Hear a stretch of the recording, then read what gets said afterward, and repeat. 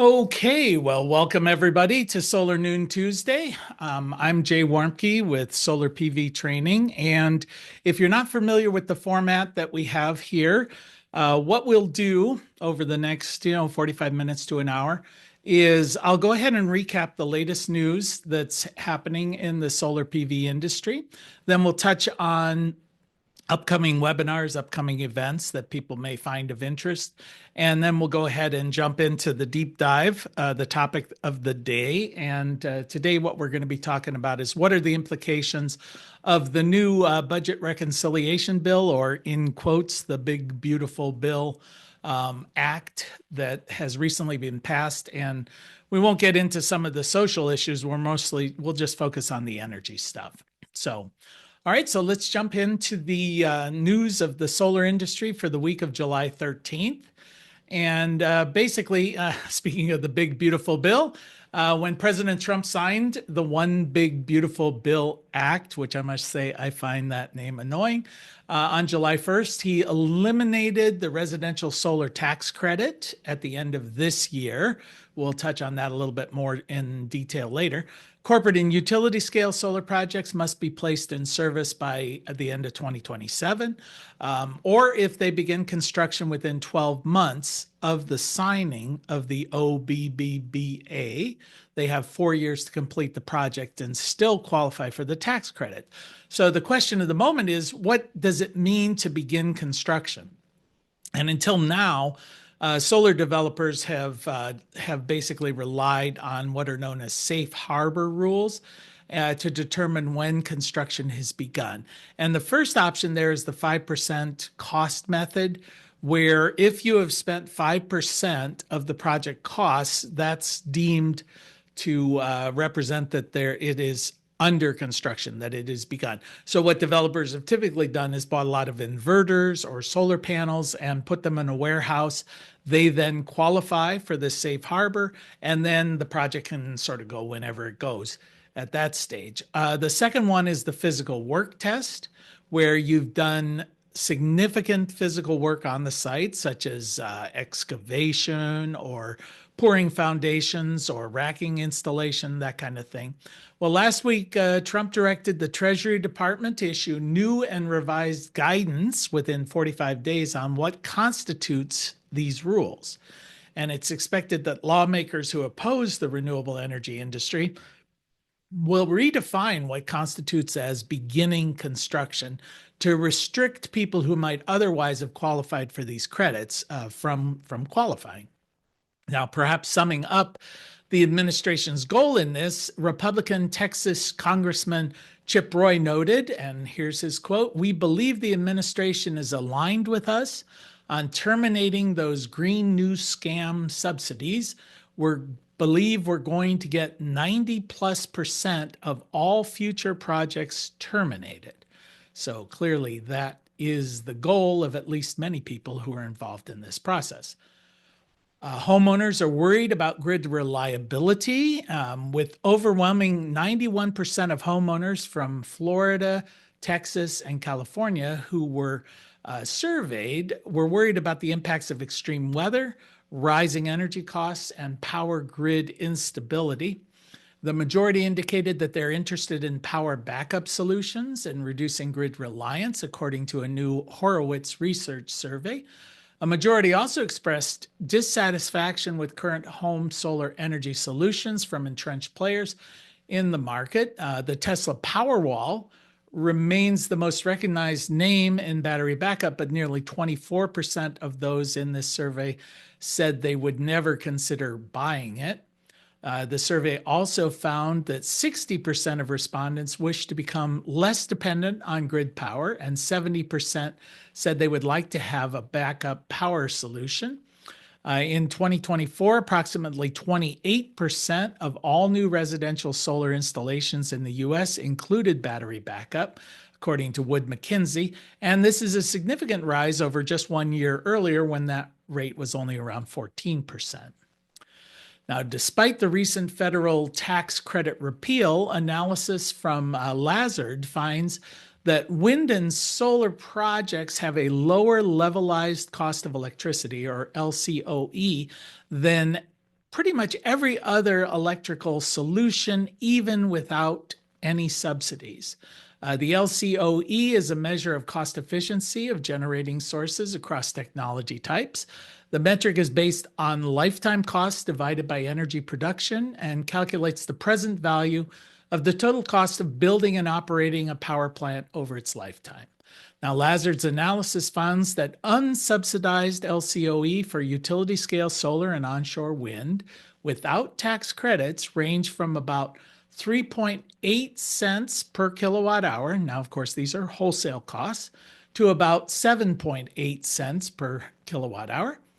Utility scale solar with energy storage is higher, of course, ranging from about 5 cents to about 13 cents per kilowatt hour, which is still less than half the cost of a natural gas peaker or coal power plant, and about 1/3 the cost of electricity produced by a nuclear power plant.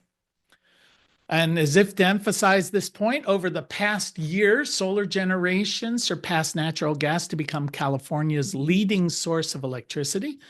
Data from the U.S. Energy Administration shows that for the 12 months ending in April of 2025, within California, solar generated 83.1 terawatt hours, while natural gas did about 81.6 terawatt hours, or basically solar accounted for 33.9% and natural gas accounted for about 33.3% of all of the electricity within the state. And it should be noted, natural gas is basically the only fossil fuel that's being used within the state of California. Coal really only represents about 0.1% of all the electrical generation within that state. And U.S. perovskite company, I think it's called Helix, anyway, said that it has shipped its first order of its active glass product to an unnamed silicon solar panel manufacturer for use in a plant located within the U.S. According to Calyx, their active glass product coats a perovskite design onto glass, and then that glass can be laminated or attached to a traditional solar panel as the front glass portion of that panel. It's connected to the busing station and requires no new equipment for the module's manufacturing facility. It's compatible with mainstream silicon solar technologies.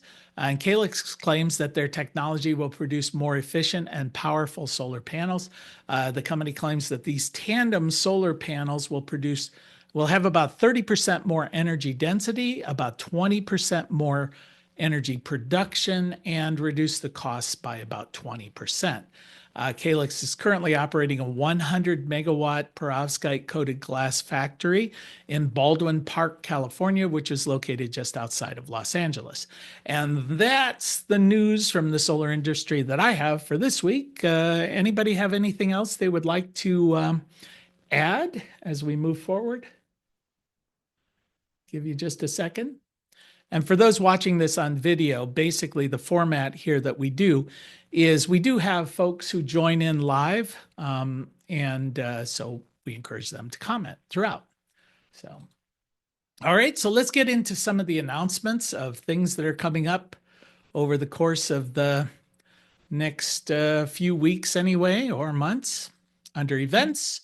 So there's a July 16th Women in the Trades webinar put on by CEA at 2 p.m. All of these times are going to be Eastern time. So, and I haven't put any links in here. I'll let you find them.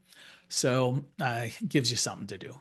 Anyway, July 23rd, factoring in climate risk into decarbonization. That's at noon Eastern time. Demystifying interconnection for developers. That's going to be July 24th at 2. Some good news. Now, who knows what that is, but they're not giving you exactly, they're not showing their cards in advance. So if you want somebody to be cheery about solar, you can join in at 2 p.m. on July 31st. There is the ACES Solar Conference. This is the annual conference that takes place. It's going to be in Boulder, Colorado, August 4th through the 6th. And I will note that ACES co-sponsors the news portion of this podcast / webinar, whatever we want to call it. August 5th, battery energy storage systems. This is put on by Solar Power World. And then there's a conference, Empower. I don't quite know how you'd say that, but I think it's focused on women within the energy industry, August 6th through the 8th in Charlotte, North Carolina. Ancillary services for your energy business. By ancillary service, they basically mean what else can you sell them when you're out there selling solar?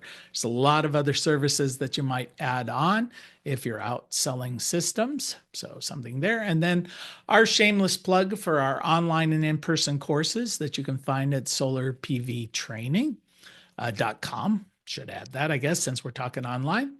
And that's the webinars I'm familiar with. Anybody have anything else that crossed your desk that you want to share, or an event coming up that you're involved in? Give you just a second. Okay, so hearing none, we'll proceed. And I do hope we do get some discussion here, because a lot of this is going to be speculative. And I don't want to say that it's all encompassing, but I just wanted to sort of point out the highlights of what's in the big, beautiful bill to as it affects us. There's and this portion of it, this portion it qualifies for half an hour of continuing education credit from ETA International, the Electronic Technicians Association, towards their solar certification program. So feel free to use it as part of your renewal process. Okay, so in case you've been living under a rock or something, the budget reconciliation process, or what was dubbed the One Big Beautiful Bill Act, or OBBBA, I mean, how torturous can a name be? But anyway, it was signed into law on July 4th. And so it is currently the law of the land. So it's the new marching orders that affect us in a lot of different areas. The major provisions, there's been an extension to the tax cuts that were enacted, I think, in 2017. Those have now been extended. There were significant cuts to Medicaid. There were increased state and local tax deductions, cuts in food benefit programs, a lot of increased spending in the military and in ICE. And then the thing that I was going to focus on here is the gutting of the renewable energy incentives. But it's more than just that. I mean, it's part of an overall agenda. And the overall agenda, I guess if I want to sum it up, at least my interpretation of it, is let's do away with the agenda that was put forth in the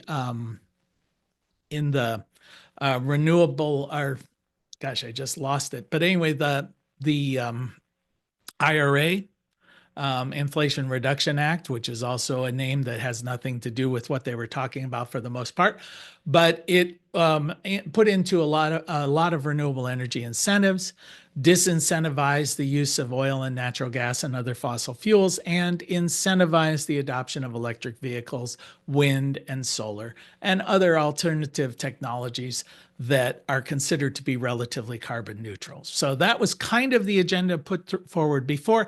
This seeks to sort of turn that on its head and re-incentivize the use of fossil fuels, some of the other technologies, and disincentivize the use of wind and solar. I think that's a fair summary of what's trying to happen. So what exactly does it do? Well, it repeals or restricts the tax credits for wind and solar. It adds in a certain amount of domestic content requirements. This is more around the worrying about if there are components from China, Russia, and Iran. Those are the ones specifically called out.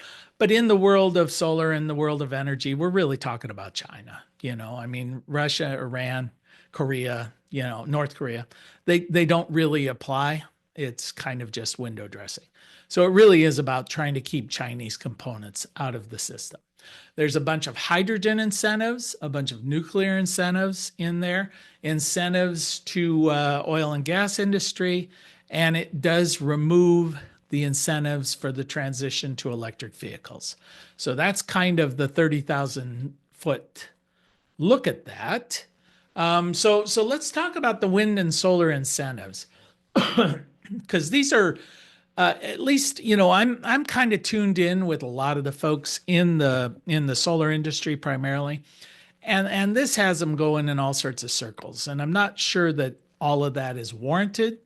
There were some worse provisions; they were kind of cut out. But I mean, we can talk about it to see what will be the long-term impact. But basically, to me, the one thing that really is for sure an immediate impact is that for residential systems, um, the incentive, the 30% tax credit, ends at the end of this year. So to me, that's basically an immediate issue.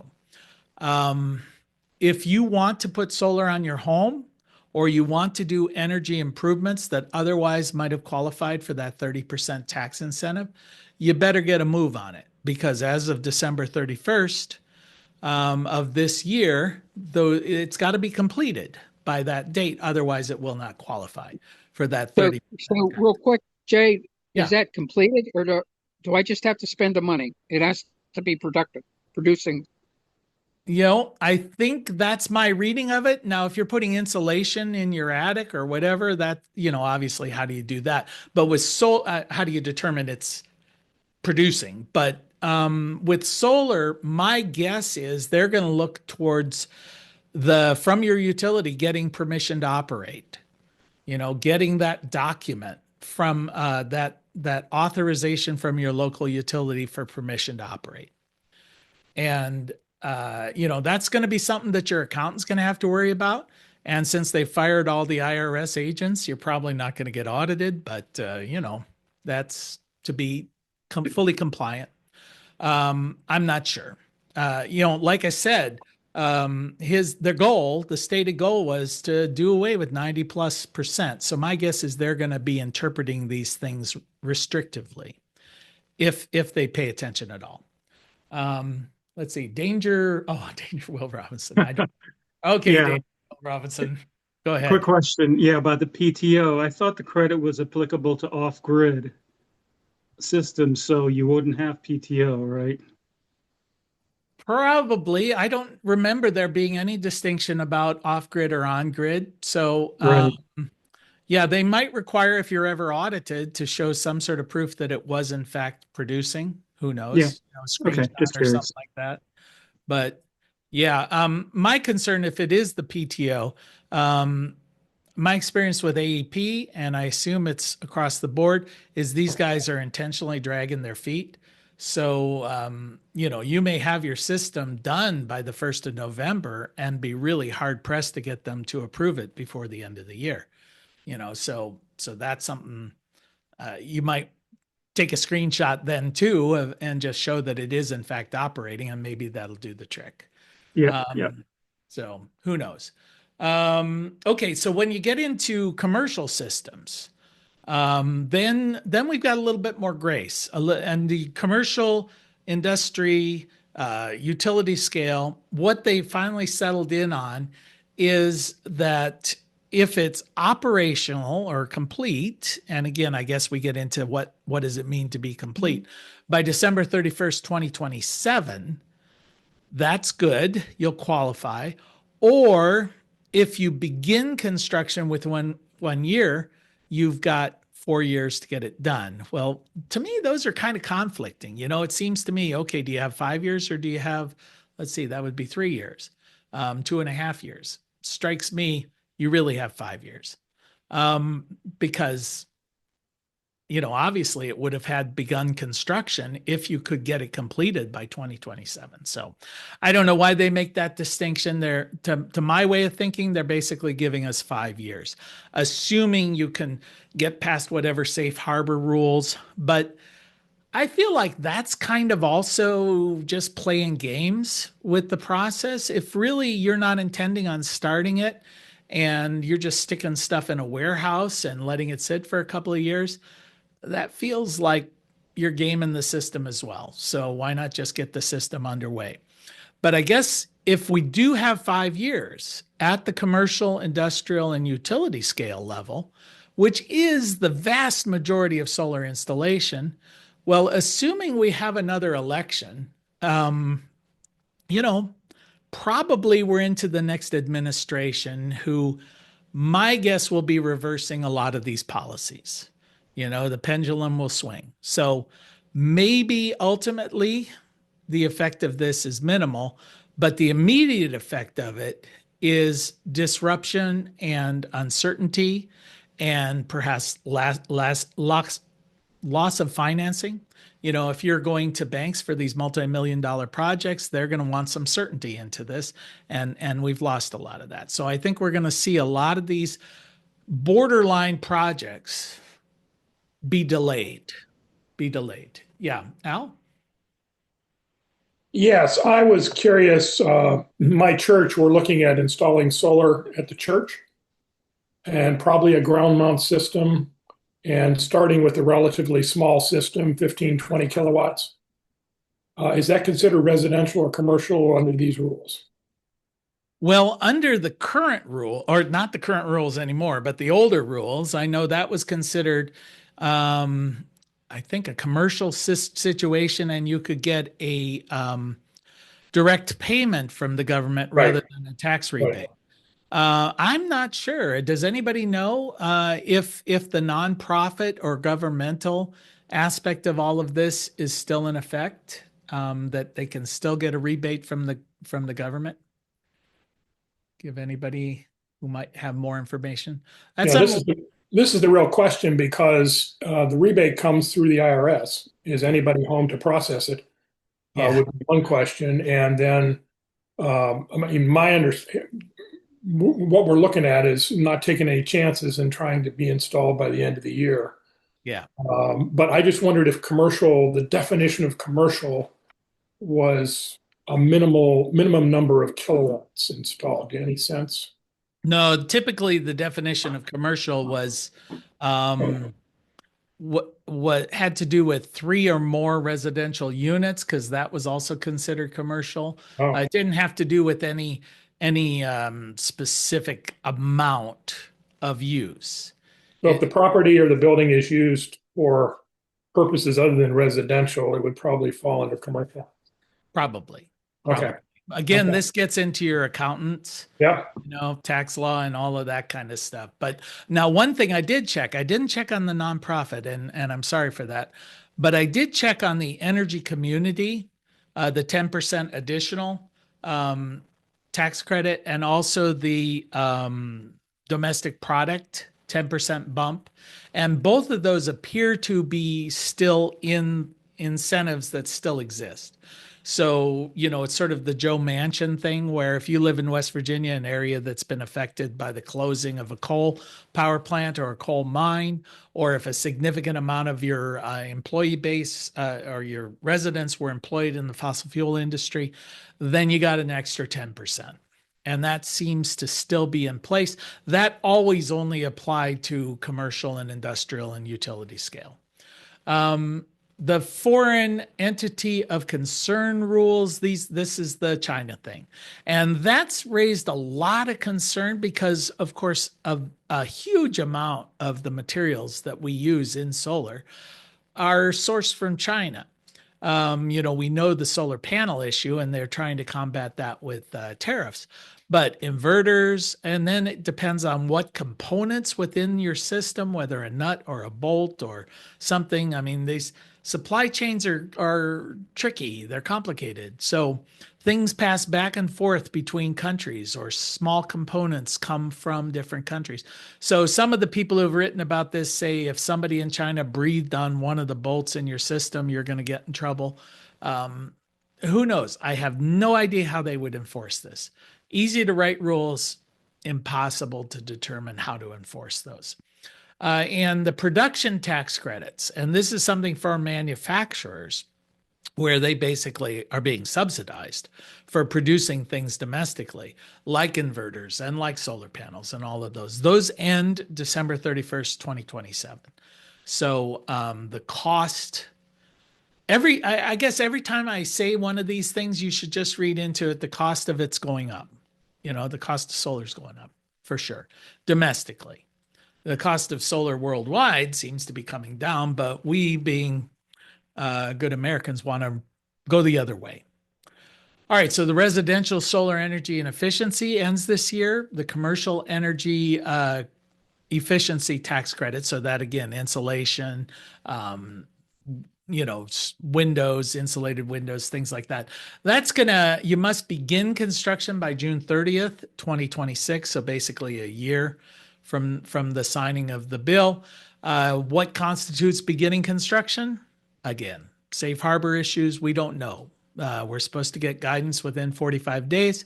Who knows how they're going to enforce that or determine what that means.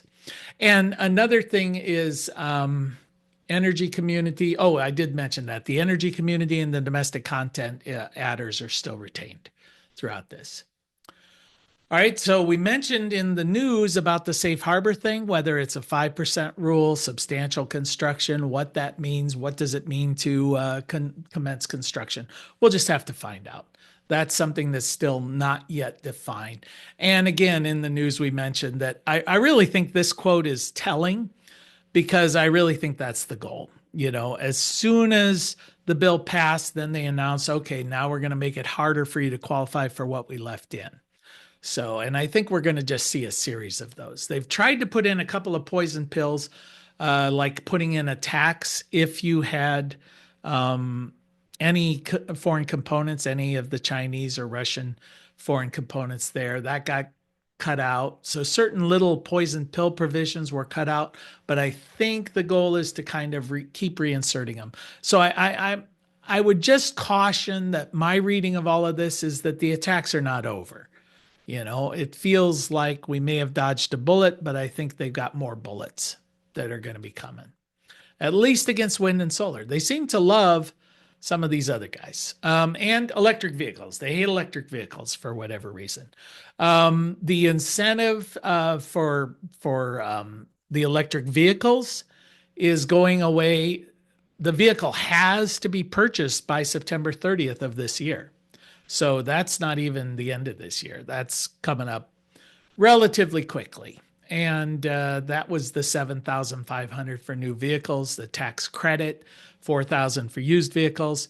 Charging stations, infrastructure like that, if you're investing in it, say you've got a commercial facility, an office building, and you were going to put in charging stations, well, that credit goes away the end of June of next year. So that's the impact on wind and solar, at least in a broad brush. Hydrogen incentives. Again, it's interesting to me that they love hydrogen in this bill.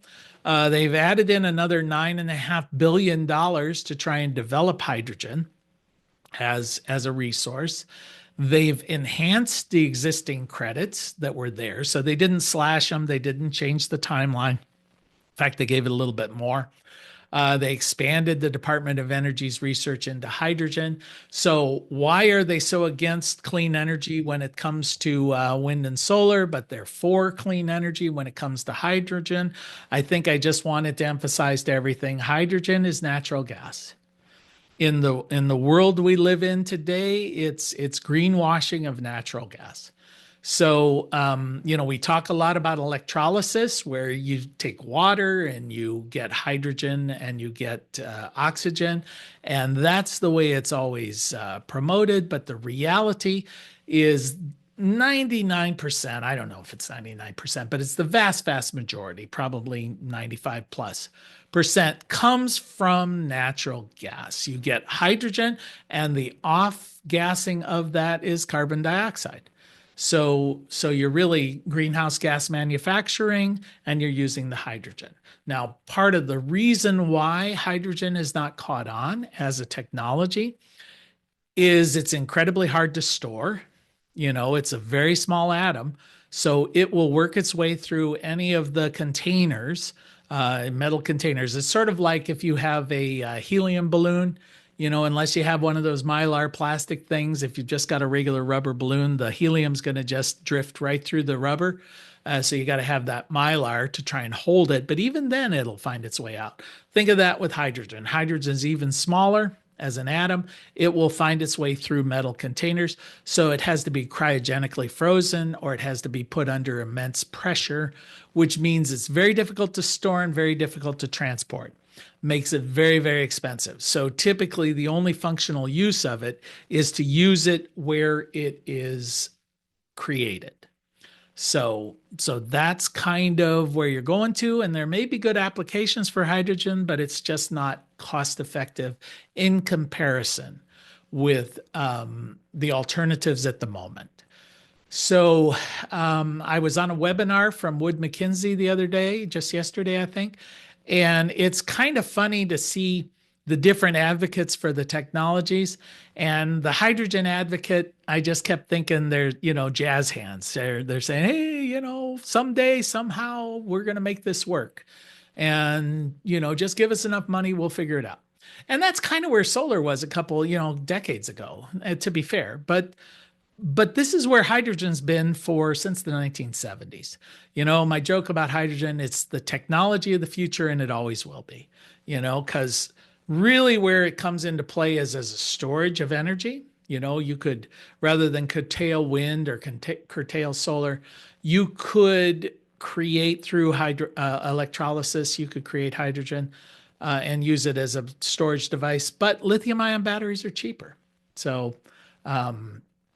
anyway, so it's always one of these things of just because this technology can do a thing, the question you should be asking is not, can it do it? Can it do it cost effectively compared to the alternatives? And hydrogen has not proven itself. Nuclear, a lot of nuclear incentives. It does include nuclear energy communities in the definition of an energy community for that extra 10% tax credit. That felt a little weird to me, but whatever. If you get an extra 10% tax credit for putting in solar because you happen to live near a closed nuclear power plant, you know what? More power to you. And it does preserve all of the incentives that for existing nuclear power plants. I tried to see if it was giving more money, more research and all of that kind of stuff, which I personally believe that's really the whole impetus behind this resurgent discussion around nuclear, is just chasing government money. Because again, it is not cost effective compared to all of the alternatives. And so that's going to be an issue. So Yeah, I wonder if those nuclear communities are tied to the Bitcoin factories they want to build. that could be because they're basically saying, okay, you're going to get an extra 10% if you take an old nuclear power plant and convert it over to a data center or Bitcoin or whatever, regardless of what fuel source you're going to be using. Yeah, perhaps that might be it. Maybe explains why this was a provision. Somebody wanted it and they put it in there. Okay, so the build out projections. Yeah, one of the things I was trying to find, and it's still early days, so it's hard to know, but given this new bill, this new law of the land, which is only 10 days old, what do you think is going to be the impact on solar construction? We have this queue of solar projects underway. How much are going to be lost because of these changes in incentive? And so Wood Mackenzie, they're claiming at the moment about 17% reduction. The Rodinum Group, another analysis firm, they're saying 60% of future solar will be impacted. A lot of marginal projects being canceled.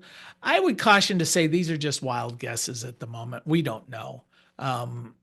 It will play out. I think fair to say that it will cause a reduction of some sort because there will be projects that would only pencil just barely given all the incentives. And when the incentives go away or they're threatened, they're not gonna move forward. So, but that again is just pure speculation.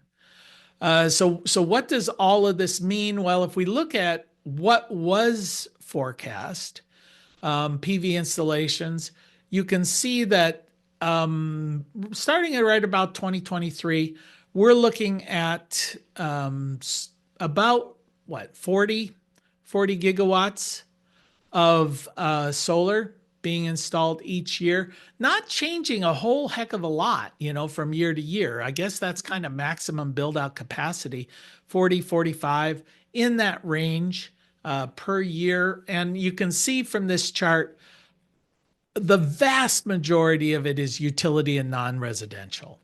The residential is down there only constituting maybe what, 15%, 20% of it.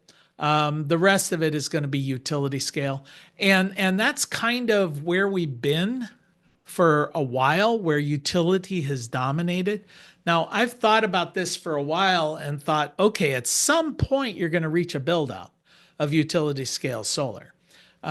So this is not a forever thing. It's sort of like looking at how many coal power plants they built, and through the 60s and 50s and into the 70s, there was a lot, and then it tended to tail off as you got to the capacity that you needed. Although we are seeing this dramatic increase in demand, so you could see that that's going to cause that expansion to go even further. There are projected, and we have sort of talked about this at nauseum a little bit in past sessions, about the hockey stick curve, the growth demand for electrical. And we're really, this particular projection was about 21% increase in demand by 2030. I've seen them all over the place as far as the demand, but just to review, we've got the electrification of vehicles. We've got cryptocurrency, as was just stated. We've got energy demand from data centers and artificial intelligence, which is going to be adding to electrical demand. We've got the impact of climate change, and I don't think we want to understate that because we're starting to see more severe weather events. So when you have a more severe weather, whether it's colder or warmer, you see increased heating, increased cooling. So they're estimating that you're looking at 7, 8, 9% increase in electrical just because of the changing weather patterns. And then you start talking about the electrification of heat. And this is another big thing that's sort of going in under the radar, where traditionally we've relied on natural gas for heat, at least here in North America, but we're seeing a lot of people moving towards geothermal. We're seeing a lot of people moving towards mini splits and things of that nature because natural gas is getting very expensive. So you go to the alternative. Well, now, so that's going to add another 7% or whatever. So we're looking at very rapid and very real increase in demand at the very moment that we're looking at this bill causing a reduction in the generating additions that are coming on board. So what do we mean? Well, I'll get to that in a second, but just to wrap up with these other incentives, oil and gas incentives. The one big incentive that the representative of the oil and gas industry on this webinar that I was on, which I found a little bit annoying because he kept referring to the Gulf of America and how are they going to drill in the Gulf of America. And I was like, man, that just grates on me. But anyway, so they get to write off everything, basically in the first year. So they no longer have to depreciate their assets. So that's a huge tax savings in front end loaded. A big tax savings, a lot of reduction in environmental restrictions, access to federal land. They're going to replenish the strategic oil supply. So all of these things to me seemed a little bit, I don't know, not major, help you out a little bit. But it just struck me, some of these incentive programs like oil, natural gas, hydrogen, even nuclear to a lesser extent. I kept the analogy that kept popping into my head was like some government official wanting to have somebody build a mall in a ghetto, so they give them tax incentives. Well, it doesn't matter. They're not going to build it because the underlying market just will not support it. So you can give people a property tax abatement or whatever, but they're going to build with what works, not just because you've given them a few tax incentives, unless those incentives are just overwhelming that they don't care what the return is on that. And I didn't see any of that in these incentives. Oh yeah, I see some discussion there about modular nuclear for data centers. And I will just say again, all the tech bros who all want to be a James Bond villain and they just love the idea of a nuclear owning a nuclear power plant, that just gives them all sorts of goosebumps. It's still a an untested, unproven, in development technology. These small module nuclear plants are still under development. We have a crisis, you know, and it's coming within 2 or 3 years. And that, regardless, is not going to be the solution. But why would you pick a solution that costs you 5 to 10 times more than every other alternative? It makes no logical sense. None at all. It's talk. So if you can get $1 billion from the government to research it, of course you're going to do it. But what the heck? So what does this new demand look like? I guess I threw this in because I just wanted to show you realistically, what are we looking at? These are things that are already in the pipeline to give you a sense of how much capacity has been installed per year and how much might be installed per year. Last year was a big year for installation, 71 gigawatts of new capacity. But if you look at that, almost all of it is wind, storage, and solar. This year, there's been a big fall off, largely because nobody knows what's happening as far as tariffs. They don't know what's happening as far as tax structure. We've just had some closure on that, but even now we don't know. So we don't know what the new rules are going to be. So everybody just says, you know what, let's hold off a little bit. Well, holding off at the same time that you're beginning to see massive buildup of demand is going to cause some problems. So if you're big on natural gas, I just found this slide to be interesting. I think I mentioned a couple of weeks ago that there's a 5 to 7 year wait. If you wanted to build a natural gas generating plant, 5 to 7 years wait on getting a generator. So the supply chain is totally disrupted. But I just found this interesting from the natural gas guy that the best hope for adding new natural gas, that's in purple, is they're pushing that out 5 years before you see any new natural gas coming online under PJM. So PJM is this area here in the Midwest, but it's representative. And then when we talk about nuclear, same thing with the nuclear folks. This is the projected timeline for adding new capacity. And you can see that they've pushed off any new capacity, really, 10 years. 10 years in the future. That's the best case scenario. In fact, if you talk about a build out, FERC, the Federal Energy Regulatory Commission, is the one you got to go and get permits, and it's a 5-year process or so to get a permit. Currently, there are 0 in the pipeline, 0 nuclear in the pipeline. So all the talk from the tech bros about little solar or nuclear power plants, I mean, 5 years minimum, 10 years really, realistically minimum. And this is if everything goes right, which in the world of nuclear, everything never goes right. But what I also found interesting is they're going to be shutting down some nuclear during this same interim.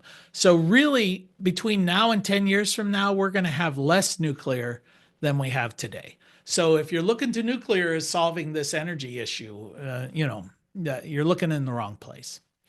And so when we're looking at a situation where we're already facing a time when energy demands are going to be going up, electricity demands are going to be going up.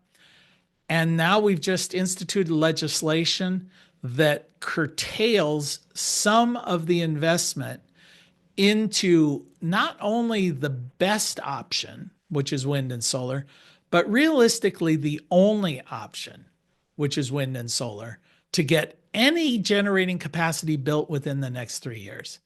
There is no other alternative. There is no alternative in natural gas or in coal or in nuclear. If you like cold fusion, forget about it. If you like, fuel cells, hydrogen, it's not going to happen. So it is dependent upon wind and solar. And now the government has disincentivized that investment. And in fact, some of the hardliners within this process are hoping to basically get 90% or more of the existing planned solar and wind installations canceled. So that's a formula for some problems. So we're going to definitely see price increases for sure. We're already seeing them. My own personal experience, our electric bill's gone up about 50% over the last 2 years. So that's I should say the rate, since we have solar, it hasn't impacted us much, but the rates are certainly going up. So, and they're projecting here the utility magazine for the utility industry is looking at a 40% price increase at this point. And I would caution, I think all of these are going to be way understated as far as price increases. I also found this Department of Energy report that just came out last week interesting. They basically are now projecting that within 5 years, we will see 100 times the power outages that we're currently seeing today.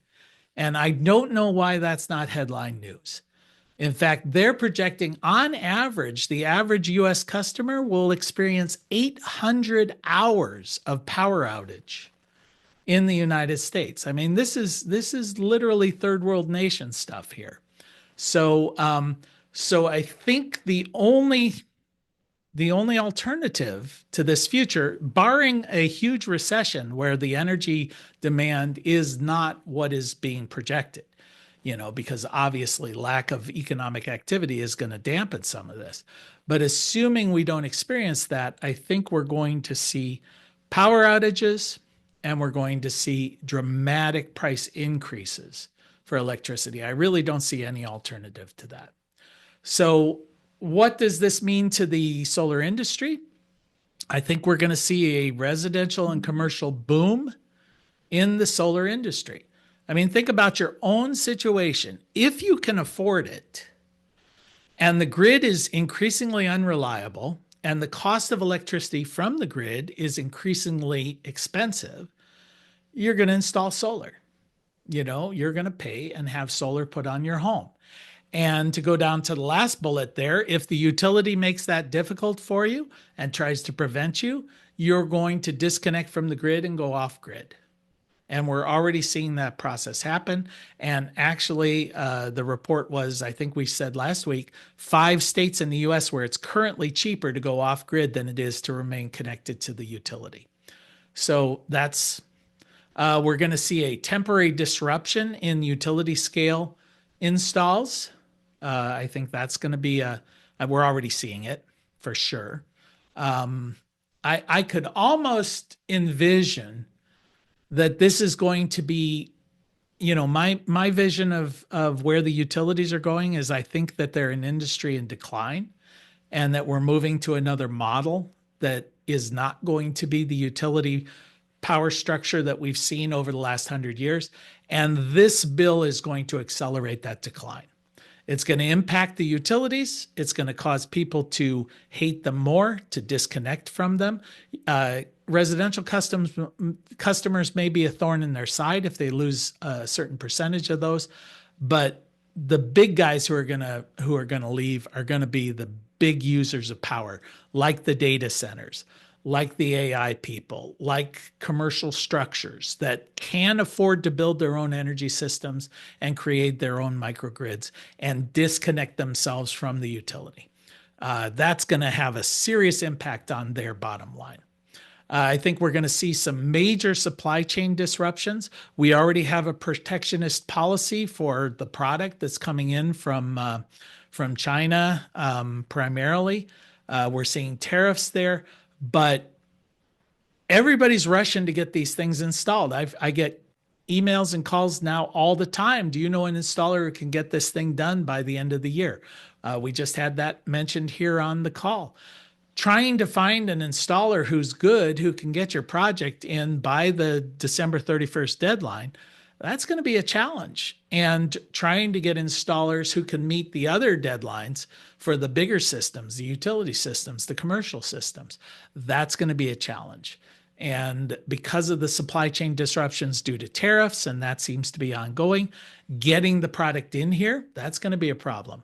And the end of the production tax credits that have been encouraging domestic supply, well, you get rid of that, you get rid of domestic supply, and now everything has to be imported, and now you tariff everything that's coming in. So that's going to cause us some problems. And then on top of that, everybody wants the job done tomorrow. Where are the installers coming from?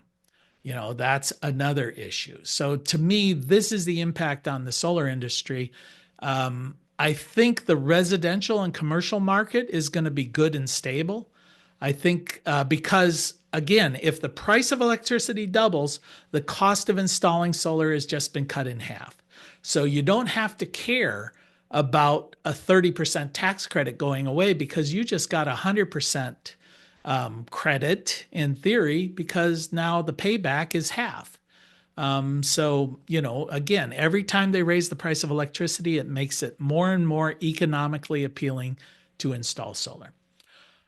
Okay. All right. That's my opinion. Anybody else have a counter opinion or want to echo something else or add something? Come on, don't be shy.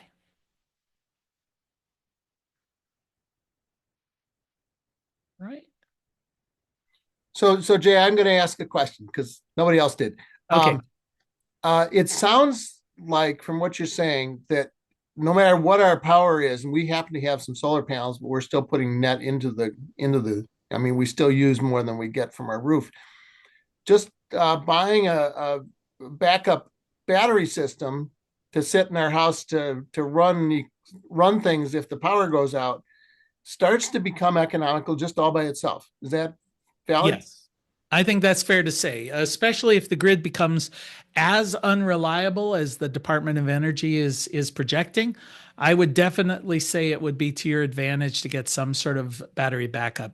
And I forgot to mention that the incentives, the tax credits for batteries remain in place. So, and I think it remains in place even for residential. So you may still be able to deduct that. I mean, past the end of this year. Yes, I think so. I know that they still remain in place. I just don't know if there's a differentiation between residential and commercial. So, Jay, real quick, define off grid? Does that mean they have to pull my meter, or can I just not be connected to the grid at all, and I'm still considered off grid? Yeah, I'm not sure. I'm not sure if they would have to pull your meter or not, but you simply would not be a customer and they would not be supplying you power.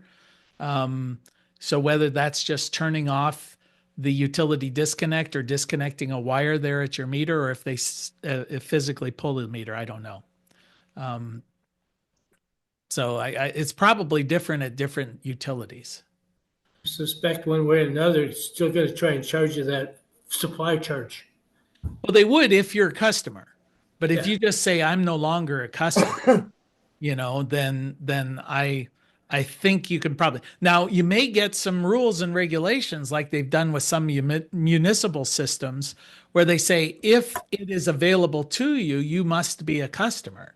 Like with a municipal water system or a sewer system, you could opt out, but the government is saying, nope, we've provided it to your location. So even if you don't use it, we're going to charge you for it. And, because they can come up with whatever rules they want. But who knows? I suspect they don't have the mechanisms to enforce these things.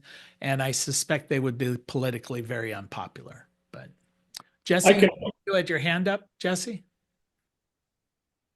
Yes. Okay. Can you hear me now? I can. There you go. Okay, great. So I had two questions right off. The first one is how to get the recording of this one and or previous meetings.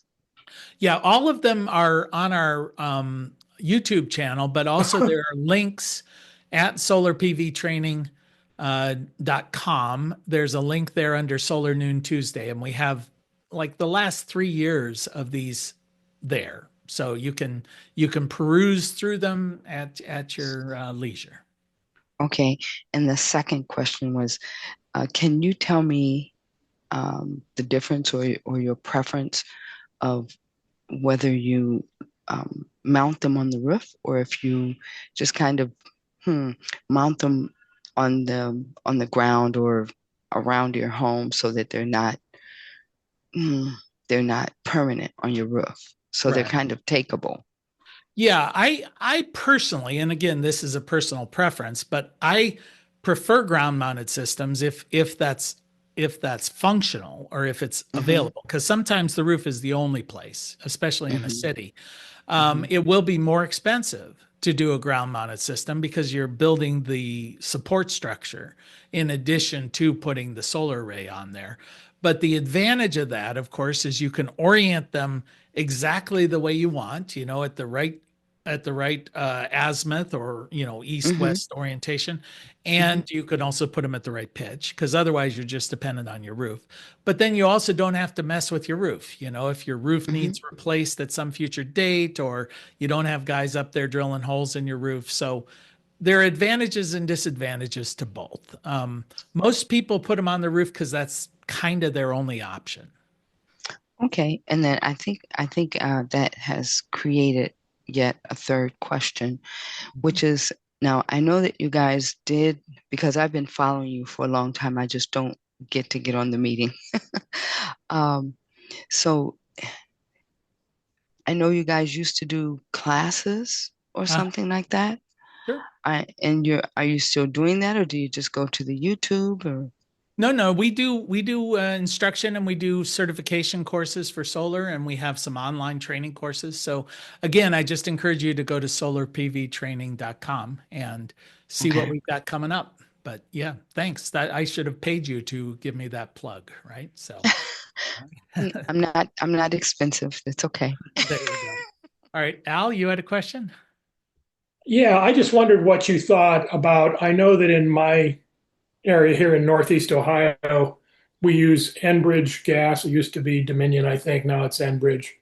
And they charge a flat basic service fee of $40 a month, Yeah. whether you use gas or not. And I wonder if that model may start to appear in electric billing. Right now, my electric utility, which is Ohio Edison First Energy, charges a $5 a month basic charge. But I wonder if going forward, that may be one way rather than just is increasing the price of the power itself. Yeah, and yes, for sure. The only reason why your utility, your electric only charges that is because they have to go before the Public Utility Commission to get that approved increases. My utility, which is a electrical co-op, they charge me $45 a month, whether I use electricity or not. So they already are taking that same model. I know it with the gas bill here at our office, it drives me nuts. The bill, $40 a month access fee, and the most I've ever spent on natural gas is like $3.50. But my bill every month is like $50 because it's all access fees and taxes on top of the access fees and all of that. So, yeah, if we could get out of natural gas, we certainly would, and we will transition that way. Which is another reason why there's pressure on the electric grid because the natural gas companies are making their product too expensive. So you transition away from it, and yeah, it's a big deal. Wayne, you had a question? Yeah, so this brings up another point. What happens when everybody wants something and they don't have the money to pay for it? And there's ground mounting systems here and there, so there's a potential for theft. Yeah. So what's the consideration for theft? I mean, you go away for a couple of days, you come back, and your ground mounted array, all your panels are missing. Yeah, welcome to America, right? I'm So, just saying it's a consideration, right? for And sure. so then, what are our opportunities there to mitigate loss? Any Yeah, ideas? that is an example or another reason why rooftop systems are a little more, I mean, they definitely are more secure. whether it's from theft or vandalism or just a lawnmower kicking up a rock or something like that, they are a little bit more secure. I suspect somebody will come up with tamper-proof bolts to mount these things if that becomes an issue. You may have to put barbed wire around your solar. I mean, ground-mounted systems, the larger ones, require fencing anyway. Just to protect the unit from kids who might come in contact with electricity. So who knows? I think you raise a point. It's definitely, it's like people pulling air conditioners out of windows or whatever. If there is a perceived value for these things, somebody's going to steal them. And it, to this point, hasn't been an issue because nobody's paid that much attention to solar, if there's a resale market or not, but I think it's going to be a bigger issue for sure. Anyone else? We're right at the hour. So rather than give anyone else an opportunity, I will thank you all for your attention, and we'll see you again during the summer. We're not doing this every week, but I'll notify you and we'll do the next one when we do it. All right. Take care. Thanks.